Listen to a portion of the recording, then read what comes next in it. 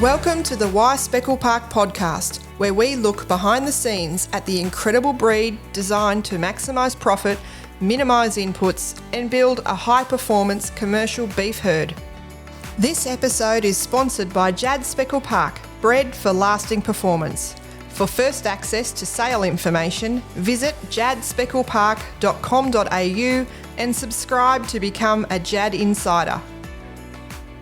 Today, we're joined by Nicky Reeves of Benbullen Speckle Park down near Maffco or Boysdale in Victoria. Nicky's got a resume as long as your arm. She's a very busy woman and I'm pretty stoked to have her here today. Welcome to the podcast, Nicky. Thanks, Amy. Thanks very much for asking me to come on. There's 3 lines here I've got in front of me that sort of get a bit of detail about what you do. You've got Benbullen Speckle Park Stud, Benbullen Speckle Park Meats, and Maffco Brewery and Distillery at Maffco. And we're going to hear about all of those today. Let's start, though, early in your childhood. What was your earliest agricultural memory, and did anything from your childhood inspire you to take the career path you chose? That's a great question, and I'm really glad that that was in the leading thing that you opened with, because for me, my childhood, I was unfortunate that both my mum and dad missed out on that agricultural thing. Both grandparents from either side were dairy farmers back in the day, and so I unfortunately grew up in a commission house in a very low socio-economic place called Moe in Latrobe Valley. Every minute that I could, I would go and visit and stay with my grandparents and listen to their stories and some of the things they would tell me about their growing up. And, Pop would chase kangaroos with his, he'd take his leather off his stirrup and chase them with an iron and all that. He used to run cows out on the side of the road before school and milk them in the morning and milk again. They weren't wealthy people, but they, that was their skill. And then when I was younger, Dad being a butcher, we used to go up to Crooked River, which is in the foothills of the high country. And Dad used to kill pigs and cut up lambs and stuff. There's some farmers up there who we've become great family friends with. So every spring I'd go up and we'd mark lambs and, I'd do as much farm work as I could get in and ride horses. And I just loved the smell, the feel, everything. I used to cry when I was little and I'd have to go back to town. And it just inspired me. That's all I ever wanted to do. And so, I had a fire in my belly to be a farmer. And, being a little sister of 3 older brothers, we grew up hunting and fishing and ferreting and doing all the things the boys would do. And Dad always said, well, you can't do that because you're a girl. And I think that just really inspired me to say, well, I reckon I can have a go at it. Yeah. And it was the same thing with my ambition to get into agriculture. Wow, there you go. I remember my brother had ferrets. We used to call it dryland fishing. He'd set a snare up off a fishing rod, a snare at the front of a rabbit hole, and he had 2 ferrets, Fang and Timon, and we'd send them down these rabbit holes and have these snares sitting there like we were fishing, literally fishing. Yeah, Rabbits would come out and, God, you'd have to have the bail set right. Best fun you can have, isn't it? Best fun. Not wrong. So can you please share who's in your family and where you live now? Yeah, sure. So we live in Boysdale, and in my family I'm lucky to be the mother of 2 beautiful children. Lashay might argue the point there. So Bonnie, my daughter, is 26. She could be 27 because I'm not very good at that stuff.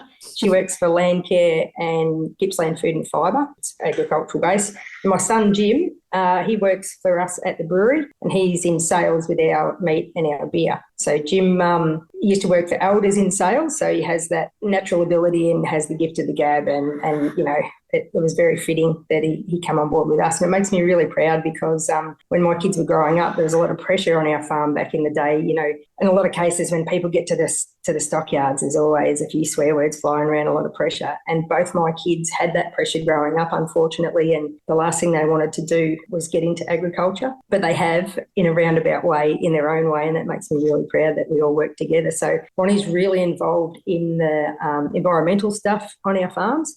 Like she's been in charge of water sequencing stuff that we're doing, and she's really pushing for that regenerative stuff that we're doing. And that makes me really proud in itself that we all work together. Yeah, so Lashay and I brought a house here, which is opposite the paddock that I already had, and we brought the neighbour out as well. So we all live here my kids live in their own places, but here in Boysdale.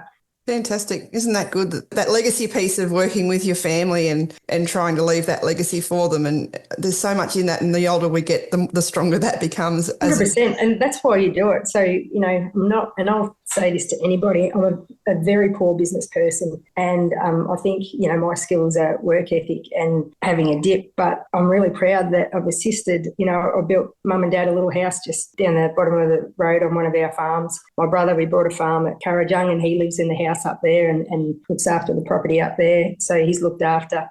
We just helped Jim, my son, and his partner just brought a farm that joins on to the bottom of our other farm, and then Bonnie's built on one of our places as well. So it's I'm really proud to be able to assist them to do what they do. That's brilliant. Yeah. Can you please provide listeners with an overview of your career to date? Yeah, sure. So as I touched on before, I grew up in a very low socioeconomic part of town in Moe in Latrobe Valley. And I left school at 14, and I was lucky enough to come up to central Gippsland here, just out of Maffco, and live in Newry. And Newry's a little community full of dairy farmers in the MID. And so I got a job. My first job was milking cows. So I'd milk in the morning, and then I'd go and pick vegetables in the day. And then I could milk in the afternoon. And I would also do a bit of part-time work in the Newry pub as a waitress when I was 17. Yeah, I ended up many years later buying the pub actually and running it with Lashay ourselves, and that was a pretty good feeling. So how did you transition from there into the livestock agency world? Yeah, sorry. So I get a bit lost there. So when I've worked for a lot of people around. I've worked on piggeries. I've worked on dairy farms, on beef farms. I used to show cattle. I was a share farmer, and when I was share farming, the old mate that used to buy our calves, he was finishing up buying calves, and he was going off to get a much better paid job. And his wife said to me, "You don't know anyone who'd want to take on this calf run?" And I said, "I reckon I could have a go." And she said, "No, I don't think you could, because you'd need a fella because it's quite a physical, heavy lifting job." And to me, that was just enough to say, "Well, I reckon I can," and have a go. So I took on the calf run, and when I started, I had 3 clients, and I ended up with over 60. And that was a great time of my life. Jim was just born, and, I make such great relationships with so many good farmers around the district. And back then, they were all family farms, and the big farms had share farmers, and they were family people as well. Whereas upon now, we've got a lot of corporate stuff around here, and the family farms have pretty much gone by the wayside. So it was a great time to get into that job. So while I'd be around the dairy farms picking up calves, I made great relationships with people, and the stock agency thing was just sort of the next step, because I also, in that time, had bought a couple of trucks as well, and I was a livestock carrier as well as, as doing that job, and it just seemed to come natural. So I didn't really want to be the person on the rail hanging over and being an auctioneer or anything like that, but I really value the relationships I have with those farmers. So can you explain, when you're talking about a calf run, for those that don't understand what that is? So here in the MID is a heavy dairy industry. So I would go around and collect the bobby calves, which are the boy calves born at calving time. So they had little value. The country around here is so expensive that you've got to make every square inch pay, and they farm very intensely. So it would be non-viable to grow these Friesian steers to where they could be processed, because you've got to make that ground pay. So I'd come along and I would buy I'd give a live weight price to the farmers, and I would weigh them on farm and pay the farmer then and there. And then I would truck the calves down to the processor in Geelong or the other side of the West Gate and sell them on. You mentioned you weren't so interested in becoming an auctioneer, but there are obviously many aspects of livestock agency. Yeah, that's for sure. Yeah, like what I meant by that, I don't like sort of being the centre of attention or, that sort of thing, but I love going out and having a yarn with the real people, and I love marking calves, and I love being in the yards. So when did you step into that agency role, and what did that look like for you?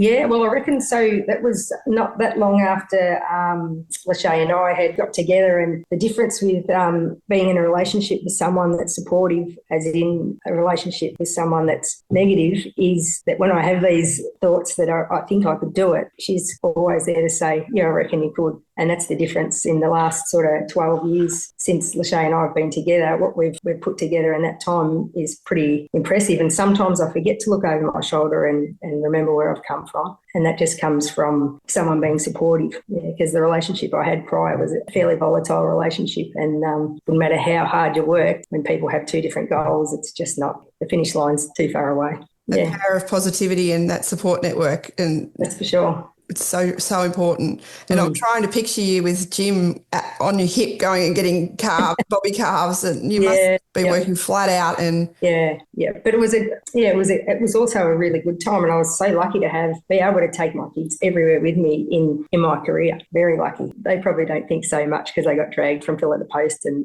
we're always out. Yeah, Bonnie always talks about childhood trauma from farming and stuff like that. But it's funny because she's sort of into it to get herself now, so it mustn't have been that bad. exactly, they can't have thought too poorly of it. Yeah. What has been your favourite job you've held and why? Well, that's hard to say. Probably by the time I've worked for, as I said, I've worked for a lot of people and a lot of different dairy farmers and, vegetable farmers and tractor work and all that sort of stuff, which was amazing because, as I said, I lived in town and just had stories to hang on to, and I gained so much experience working for so many different people. And it's so good because sometimes, you can take things away and think, geez, I'm going to be able to do that one day, or you can take things away and think, I might do that a bit differently. So when we finally got the ability to share farm and buy our own cows and be a dairy farmer, I really enjoyed being able to implement those things that I'd learnt and put my own spin on it, because sometimes some of the other ways where I was working, it was detrimental to the outcome of the animals, or it was always financially beneficial. But yeah, and it was good to be able to have that balance and implement it myself. No doubt that'd be making you a better employer now too. Yeah, most definitely. You work with some people that are fairly hard, and it gives you a much better understanding. What has been the highlight of your career to date, and what has been one of the biggest challenges you have faced in business? Right. So the highlight, we've been lucky in, we've had some great hospitality businesses in our local pubs, and we've been part of local community, which was fantastic. We've won some business awards at Maffco for our business. But there was one day I was walking a mob of Speckle Park steers down our road, and I think there might have been 80 in the mob, and they were all just stringing along the road in between the red gums. And I had a look at that. And to me, that I just thought, I used to rear crossbred dairy stuff all the time. And to be able to have well-bred, beautiful cattle like that, to me, was, the pinnacle. I'm hearing you, definitely. Yeah. When did you start Benbullen Speckle Park, and what led to that? Right. So I think it was about, I'm not sure, it was 16 or 17, 2016 or 17. And how that came about was Lashay is a outdoor education and ag teacher, and she was doing some research on paddock to plate. And we did go to a beautiful winery called Hanging Rock Winery, where she purchased some steak. Now, my dad's been a butcher, my grandfather, I have uncles and brothers who are all in the trade, so I've been very spoiled growing up, having the best of the cream of the crop when it comes to meat. And she brought this steak and we ate it, and straight away there was just a point of difference in the meat. Like, I hadn't even seen the cattle or heard about Speckle Parks. Yeah, we ate the meat, and then we started to do some research on the breed, and then from there it just blew out of control, I suppose. Yeah, become such a passion. So I know Lashay brought the first lot of semen and stuff at the Melbourne show when we were the feature breed. 2017, yeah, because it was grand final day and we're in the Hayfield pub, and the Bulldogs had just won their first grand final forever. So it was a flat out day. I reckon we'd done about 14 kegs of beer, and the day had just started to slow down, and Lashay's on the phone and she's waving to me, and I thought, oh, that's nice, and I waved back, and she thought that was an indication to spend more money. So away she went, and she brought some embryos that day, and yeah, that was the start. And then, isn't that interesting that having had a father as a butcher, that it's actually the meat that brought you into the breed, not coat colour or the feed efficiency or the anything else. It's and really how high the percentage is of people who are in Speckle Park who are butchers and have that background. Yeah, that it is a great thing, and you're right about the coat. Unfortunately, I think that's one of our biggest disadvantages. And I know around here, as I've said, we're a dairy farming area, so there's always dealers. So, the dairy farmer will buy a Speckle Bull and put over his Friesians or his jerseys and then sell them at the market. And unfortunately here what happens is that someone will buy one of those bull calves and then sell it on as a Speckle Bull. So people driving down the road are going to see this Speckle animal and think that that's the true thing. And that's one of the real disadvantages of having such a beautiful coat. So what led you to move from the livestock agency world into owning a brewery and distillery? Can you talk us through that journey? Yes, most definitely. So this was a very expensive way to market our cattle. So our dream was, we took the punt on having a couple of small local pubs, and we done quite well out of that. It was great to be part of those communities. But then when we built the brewery, we really wanted to showcase our Speckle Park cattle, and we thought that was a great way to do it if we could get people to come in. And I believe, that one-on-one, when you talk to people, especially in our restaurant, when people come in and they eat the meat and you talk about it face-to-face with them, I believe you've got them over the line and you've convinced them. The thing with Speckle Park, I believe, is I have such belief that the meat is so much better, the quality of the meat is better, but how we get that message across, there's people like yourself and Justin and other people in the breed that are doing great things with research and development and throwing your own money in and to prove what you believe and what I believe to know to be true. But when you do it on a restaurant platform, you're talking to that person one-on-one, and it's just so satisfying to know that they believe what you've believed from the start. So that marketing message is essentially one mouthful at a time. 100%. That's a great slogan, and it's true, but it is true. And it's, it's somewhere where you get that one-on-one platform to tell your story about the beef. No doubt you get those same words that we hear, flavoursome, tasty, repeatedly. It doesn't matter who you talk to. Yeah, that's right. Well, even so before we had Maffco going and got the restaurant going, there's a couple of clients that I was an agent for. One was a Cherylet bloke and another was a staunch Hereford man. He's got Angus now. But I gave them the steak and they both swear it was the best steak that they'd ever eaten. It's huge. It's such a motivator for you to then go back out to the paddock and keep doing what you do out there too. That's for sure, yeah. What's one thing you know now that you wish you knew when you first embarked on the venture with Maffco Brewery and Distillery, and now a restaurant there too?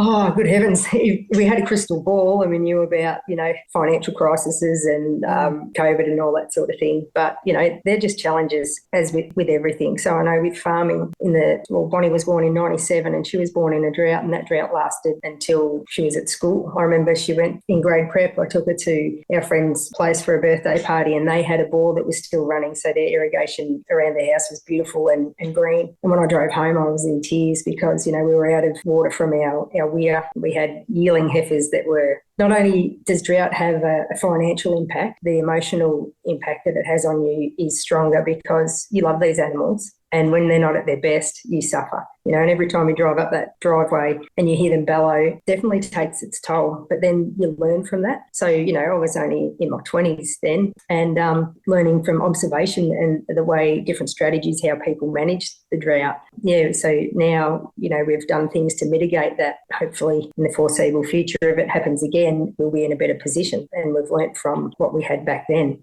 We're so lucky to have our eggs in a few baskets. We are lucky, and I suppose that comes from, we haven't been lucky enough to be gifted country and we've had to earn it ourselves. And we have to, so to do that, we've had to do all these other jobs. Like the truth is, I don't actually like drunk people or drinking beer, but, we've run a few pubs because it was a great way I saw opportunity there in those businesses. The first pub we bought in Hayfield, the last three publicans had been broke and there was no pub in the town, or there's one pub in the town, but it was fairly average and people were leaving the town. And the last thing I wanted to do was be around, because I've had a bad experience around drunk people growing up. But yeah, that was the last thing, but the opportunity was there and we made good of it. And so, we're lucky that we can diversify, because when we sold the Hayfield pub and we got into these speckles and we come up to Jad with lots of beautiful females and we just started to get into it, the drought things were getting tough and we spent about $300,000, which isn't much money to some people, but where we were at the time was huge,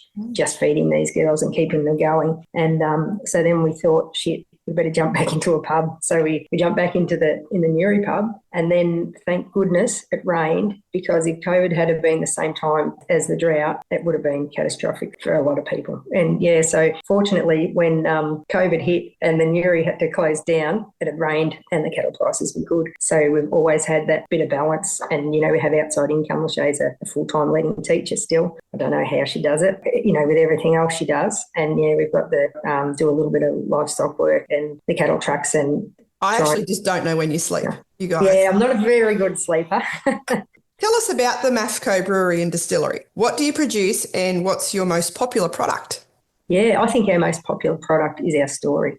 People love it. It's a beautiful building, and it's part of Maffra's DNA. It was the first huge milk factory built in our region on that scale out of Melbourne, 103 or 4 years ago. And it's amazing building, and other old buildings around it have all since gone and been knocked down. So locally, so many people have a connection to that building. Their dads worked there or their grandfathers, and the railway line used to run right around it. So locally, people have that connection. But then we get 90% of the people that come to the brewery on weekends are from Melbourne. And, they do come to visit the brewery, and then they realise what a beautiful region we have and how good and clean our food is. And then they get stuck into the beers. And, we're pretty proud of, where we started to where our beer's at now. We just went to a beer festival in Melbourne, and we got great accolades about our beer and our brewing. But that just doesn't happen overnight. That's, you got to stick at that sort of thing. It's like farming. It's like relationships. It's like everything in life. It's shaky and it's tough. But if you want to make it work, you've just got to push through and keep going. So true. Can you explain Benbullen Speckle Park beef, that side of the business? I understand you serve your beef through your restaurant. Bring Jim into the picture. How did that all get started, and how's it going now? Yeah, so really, Amy, Benbullen meat is sort of 10 years in the making. We had this idea, and that's the way we wanted to go because, being a dairy farmer and doing the stock agency stuff for a while, we're always price takers. Always, we run our cattle to markets, and we just have to be happy with what we get. I thought to market our own beef, and because I have such a belief in Speckle Park being superior to anything else, that, to market our own beef, we wouldn't be so much at mercy to the markets and the system. So that started 10 years ago, but it's taken us this long to get established and get it going because, we like to sort of pay for things as we go, which sometimes puts a big financial noose around our own neck, but that's how we do it. So we've got our little butcher shop set up there. My brother's the butcher. He comes in. We just sort of got the ball rolling, and then Jim threw his hat in the ring and said, he believes in Speckle Park too. He really loves the breed, and he reckons we could take it places. So unfortunately, when Jim started, the cost of living job that's going on definitely affected the brewery. Like there's a heap of breweries have gone broke and gone out of business because people, when they stop spending, that sort of thing's the first to go. Right, yeah. It's different to your local pub where old mate comes in at 4 o'clock on the dot and drops $50 on the bar and spends it and then leaves, and you see him the same day, same time tomorrow. But with craft beer drinkers, they come for the experience, the taste. It's a totally different market. It's a little bit niche, and they're a little bit more sort of educated, I suppose, or, and they know if times are tough, well, I'm not going to take a slab home today, I'll just take a 4-pack. And, it definitely had an influence on that. And same with, when times are tough, people are going to want the beef with the good story and that extra tasty beef, but we're just going to go to the supermarket tonight because we haven't got that spare cash. So, yeah, when Jim started, that was sort of all coming to a head. I think, marketing is definitely our weakness. We've got a great story. We've built 10 years building it. We've worked on ethics and on our environment stuff with our regen farming to have this great story that people are going to want to run with. And now we're at the point where we know we have to maybe get some professional help to elevate our market. Do people access Benbullen Speckle Park beef via a website order or a phone call? Yeah, they sure do. Yep, they can do both. Where around the country do you ship to?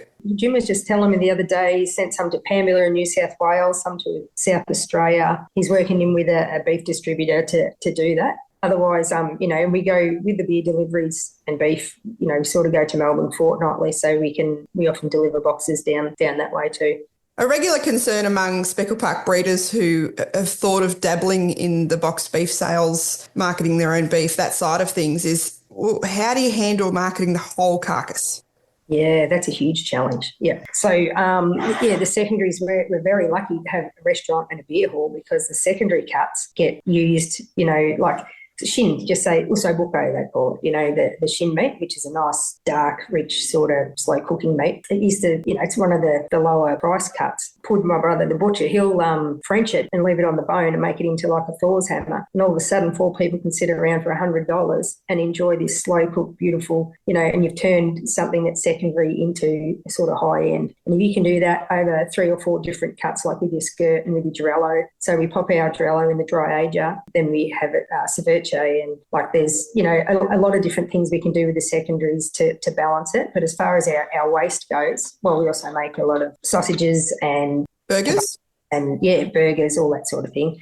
And is there a better burger than a Speckle Park burger? Because I haven't had it. 100%. So well, burgers, it's only, 25% fat and 75% lean beef, and that's all you need. And when you cook it, you can throw a little bit of salt on it, but the taste difference, when you first eat the Speckle Park burger, you think you're having a piece of steak because that's what the flavour is. Your senses go, wow, and then you have to rethink it. I bang on about it a bit, but when people actually, they eat it, they say the same thing. So it's not just such a joy. Yeah. We only went down to Sydney in November for a meeting and pulled in at a fancy cafe in the Blue Mountains, and Justin ordered a burger, of which I said, you really should just order the fish. You're going to be disappointed. And he reckoned it was like boot leather. Yeah. And he's like, well, why is it so hard to get a good burger like we make at home? That's right. Yeah, we're very spoiled. We're very lucky. And, that's one of Lashay and my ambitions too, is to be able to take good, clean, green, high quality food to people without having to pay through the nose either. It should be just accessible to people as well. Where it's a win-win throughout the supply chain. That's for sure, yeah.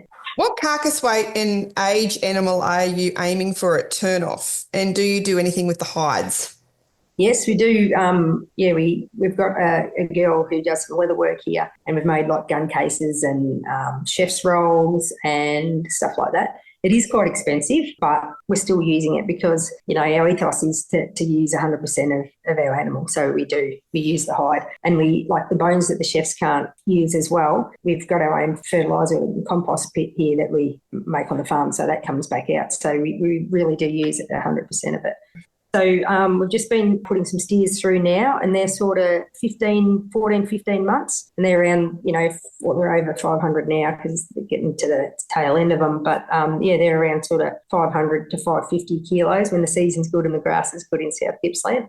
Really, they're still pretty young to be that weight, and grass-fed is a lot slower, as you well know, than feeding them on a ration or in a feedlot. So we're pretty impressed how quickly these animals, just get them over that winter period, and all of a sudden. And you'd be noticing the great dressing percentages that come with that Speckle Park influence. 100%, that's for sure. Yeah. Yeah, and sometimes because I see that all the time, doing the live weight stuff, and then you're getting when they come back, I take the tag off. I actually forget that there's, other cattle out there that aren't that good. So, yeah, straight away my sons go, oh, yeah, they should dress out of this. Whereas when you're looking at kill sheets from other processors, they're not that good. 2-3% difference is actually a lot. 2-3% in your pocket over the balance of your steers per annum is considerable, yeah.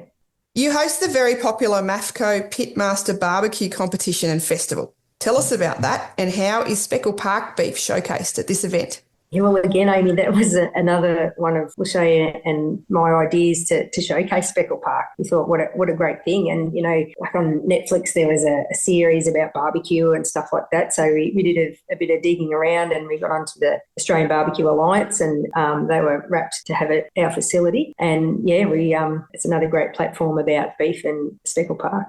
So what happens at this festival? Oh, so there's competitors come from Queensland. They come from all over the country because it's a qualifying event. And they just smoke meats. They do brisket. They do lamb and pork as well. And but we make it into a bit of a festival event as well, where we have pretty cool music, fireworks, keg throwing, ferret races. There's something for everyone. Fun. Yeah. And it's coming up? Right. Yes, my word. So on the Anzac weekend, we'll be doing it all over again. So. What are some of the main challenges you have faced and overcome in your journey to date, would you say? Challenges sometimes, when I was starting out in my career, the challenge was being a girl. And I thought it would be a challenge when I started doing livestock work, and I worked for a few old timers, and it never actually ended up being an issue, and they never let it, and I never let it be an issue either. But a lot of times you don't get taken seriously sometimes because of your gender, and that was a bit of a challenge, but it's not the biggest hurdle. I think the biggest hurdle is finances to what we want to do and what we want to achieve. We're always hamstrung because we're still building assets and building as we go. So, you'd probably know better than anyone, you have these dreams and your ambitions, but unfortunately reality sets in because finance doesn't allow you to do it. The Speckle Park podcast signature question, how would you answer this one, Nicky? Why Speckle Park? When we first ate the meat, I thought to myself, wow, what an opportunity to market this because it's good, and that was the first mindset. And then we started delving into it, and we got a lot of information off you and looking at your webpage, and you're always, posting things and we're learning a lot as we went. But then when we got them home, and, they were tough years when we got them home, and we saw how well that they coped in the drought conditions. Even here at home where we live at Boysdale, we've got 275 acres across the road there, and probably 60 acres of irrigation, and the rest, it's very light country. Like even if you guys don't get the rain up there, you still got good gutsy dirt. And here it's, it's pretty average. And to see these cows turn inside out on this average country is just like, yeah. And I know full well too into the future that, well, I think, it's going to be like a different bank manager come out to see me the other day about anything to do with environmental stuff, because I know with carbon credits, that's going to be a huge issue. And I know that I can run, if I've got 100 Angus cows, I could run 125, maybe 120 speckle cows to the same country, because, you get more bang for your buck. Their conversion is so much better, and they're not such a big animal. So, yeah, we're pretty impressed at their doability. The point of difference, it's just such, like I thought back 10 years ago, 12 years ago, whenever it was, what an easy thing to market. But the reality is we all know it, but we've just got to prove it. And when we do, when other people catch on how good the breed is, I think that's one of the reasons why I choose Speckle Park. Fantastic. And it's not until we get those bad seasons like the south of Australia has been experiencing that the impact of a resilient cow herd really comes to the fore, and how important that is. 100%. Huge. If you were to summarise, what are the breed's 3 biggest strengths, and perhaps what are some of its weaknesses? Again, I've got to bang on about the eating quality, because to me that's front and centre, and the doability, like I said. But I think a weakness in the breed might be, if we could target and maybe pick on something, it might be the milk. We might need to improve our milk sides, especially for how we operate down here, because we leave the calves on the cows a lot longer. And unfortunately, that beautiful coat that's very marketable has been our Achilles down here, because it's made agents and, it's made dealers get in and, well, it's like having a can of beer. If you come to the brewery, and I've spent a lot of time working on making a beautiful beer that I'm very proud of, and I say, here, Amy, come and have this can of beer. And then you say, oh, hang on, and you tip half of it out, and then you add another, you fill half of it up with water. You're not getting the same beautiful beer that I've spent so long creating and have the belief in, and that's what's happening with our breed. They're watering it down, essentially. I know there's people in the breed that have grand ideas about certified speckle or those things, and I think that would be a great thing just to identify purebred, good genetics, and so people are actually getting what they pay for, not that watered down version. What has been the highlight of Benbullen Speckle Park's journey so far? Honestly, the feedback from people when they eat the meat, you can't top that. That's all that needs to be said, because 100%. I imagine that would be just the bomb. As a former livestock agent, what would you recommend stud and commercial breeders do differently to better market the attributes of Speckle Park cattle? Yeah, well, I probably just touched on it before, but definitely in the stud game, coming up with a scenario that people know the genetics and they know that that's purebred, and, keeping that strength in the breed, because unfortunately there's a lot of people out there that are selling, not secondary bulls so much. I think when the breed got established, people were that excited to get into it, and a lot of the people that got into it, they weren't cattle people, and they went from that farming background, and, they may have kept bulls that weren't 100% the best bulls to keep and then sell them on. Yeah, that's been a bit of an Achilles, but it's nothing we can't rectify. Also, with your livestock cap on, how would you then recommend breeders do a better job at marketing the Speckle Park breed to other livestock agents? Yeah, well, I think, what I said with that certified speckle, or, we've just got to get the proof. We've got to work backwards. We've got to start with a processor, and we've got to say, how good is this? And then the rest will follow on, because the stock agents, they're just after that. They want their bang for their buck for their client, so they want that quick money. So I know I've sent black speckles down to Coonawarra there in South Gippsland, and they'll cut them out and they'll mark them as Angus. And, that's an ongoing thing, because Angus are more marketable. But under the skin, I know what I'd rather be eating. That's all we have to do, is just get people's awareness how good the meat is. And I think, we start from the processor and convince them. At Benbullen Speckle Park, what has been the most influential sire, or Speckle Park sire, that you have used to date, and why? Right. So We've got this beautiful bull called Taxman that we brought last year, and we haven't got any calves on the ground yet. So we sent him away after the sale when we brought him at Jed last year, and we had him milked. And then he had a bit of a spell till the spring. So then we used him in the spring. So we're really looking forward to what calves, he can put on the ground. But we've used size way back when we started. We brought like Fish Creek Farms Big Secret, and he was such a beautiful, big, quiet, docile bull. And then we had Minamara Ploughman. He was the Whiskey JSF bull. Back then we were buying for structure as well. We weren't really concentrated on the meat as much as we are now. Then when, we changed our mindset and chasing the beef, we brought the Jad Rennie bull R39, who's a legacy son. And by golly, his calves, commercial calves that are in the paddocks, they stand out, the difference in them, just the way they walk and their presence, the length in them, the depth. I'm just so proud. You can see them. Yeah, they just stand out. Yeah, he's been a fantastic bull, and unfortunately, we had to cull him through no fault of his own. And I was just so disappointed that we didn't save enough purebred size from him to use commercially as well. So he's been a really good bull. Where does Speckle Park fit in the commercial Australian beef industry landscape? I think the future for Speckle Park's going to be good. We've just got to get that story out there. Environmental stuffs and carbon stuff's going to have a huge impact. And, they fit that bill perfectly, as I mentioned before, because you can run more, there's a better conversion rate, and you're getting a beautiful end product at the end. So all we have to do is get that story out there, and I think the future's pretty strong. That's right. I couldn't agree more. That speed to slaughter, Yeah. You want to talk about environmental footprint. Yeah. It's nothing compared to some of the other beef. That's exactly right. And that is going to be a thing. I think it's going to be a huge factor in the future. I guess this leads into the next question. Where do you see the beef industry in 10 years? And perhaps what should we do now as an industry to either propel us towards that end point or change course? Well, the answer to that question is exactly what, you and Justin and other like-minded people in the Speckle Park breeders are doing, and collecting the data and actually proving to people that there is a difference in this breed, that the conversion's better. All the stuff that you've been spending your own money on, we've just got to get that out there and sell it, because once the proof's in the pudding, it's hard to argue with facts. Yeah, that's exactly right. Yeah. What's the biggest challenge you're facing in your career right now, and how are you tackling it? Okay, I think, as I mentioned before, finance limits us from doing what we want to do. And I suppose I want to do everything yesterday. And, that's just the sort of person I am. But probably my age too. Yeah, I've never actually really thought about it until the last couple of weeks. Yeah, I just can't go as hard and as fast as I used to. So, that might have an influence on buying more land, or I had this pipe dream of maybe building a micro abattoir so our cattle would never have to leave the farm and they could be processed and everything could be done on farm. I mean, ethically, that would be just, it's 100% story finished for me. Yeah, that's, another couple of $1 million just for that little pipe dream. And yeah, that might be something that I need to think about. I like that one, Nicky. And you look, what are you, pushing 40, 42? Oh, you must have some mud on your camera, Amy. As we get towards concluding, what's the most important lesson you've learned in your career so far?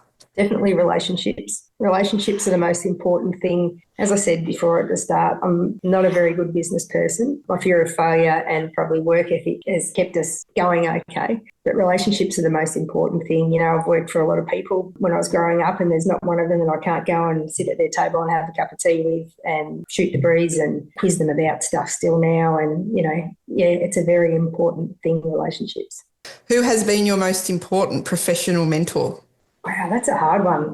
There's a lot of old agents that I just love and, used to think they were the ant's pants. But, 20 years ago, if I had said to one of them, I think you might try some of this regenerative farming stuff, I would have thrown stones at, So I've sort of taken that. My daughter Bonnie's been very influential and, I love listening to my kids and being open-minded about their ideals as well. So professionally, it's a bit of a hard one because our industry is very male-dominated, but there's people in our industry like yourself, Amy and Justin, and that incorporate family and ethics and all that sort of thing. And to me, that's important. And what you've done to showcase our breed with your marketing and just the time you put in doing extra stuff like you're doing now and sharing the knowledge that you gain and going to all those, Justin flying overseas to better his knowledge with business and stuff like that. We're all benefiting from that because you share it. So, you're probably up there.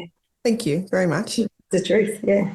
What's one piece of advice you would give someone either starting a cattle stud or a commercial producer starting a cattle enterprise in their business? Get a really good inheritance. Commercially, definitely sires are very important. This, your bulls and stuff, very important. There's like I've spoken to processors and stuff. So there's 83% of the cattle grown here in Gippsland, the grass-fed beef cattle, all go to America. And so it's important to know what the end consumer wants. If you're spending, it costs you millions of dollars to get into a farm, millions of dollars. And if you're spending millions of dollars to create work for yourself, you want to make sure that you're going in that right direction. That's pretty important. Yeah. And as far as stud stuff goes, Lashay is the strength in our stud operation because I love the animals, but I can't remember the genetic stuff like she does. She's fantastic at it, and what a team. Yeah, we're a really good team. Lashay drinks the beer, I get the hangover. Oh, love it. What is your favourite quote and why? My favourite quote, I say it a lot, especially when I'm around Speckle Park cattle. I say, fat as a doctor's wallet. And that pretty much sums them up. Finally, for anyone who would like to find your businesses online or on social media, where can they find you? Right, so at our Instagram, you can look at Benbullen Speckle Park Meats or Maffco on Instagram, or we've got a website for both. Gosh, Nicky, this has been a real joy. You have your finger in a lot of pies. I don't know when you get time to sleep, but you are absolutely nailing it. And I certainly just applaud you and Lashay for all of your work that you've done for Speckle Park, but also within your own family and bringing your family together like you do. It's just beautiful. Thanks very much, Amy. Thank you so much for joining us.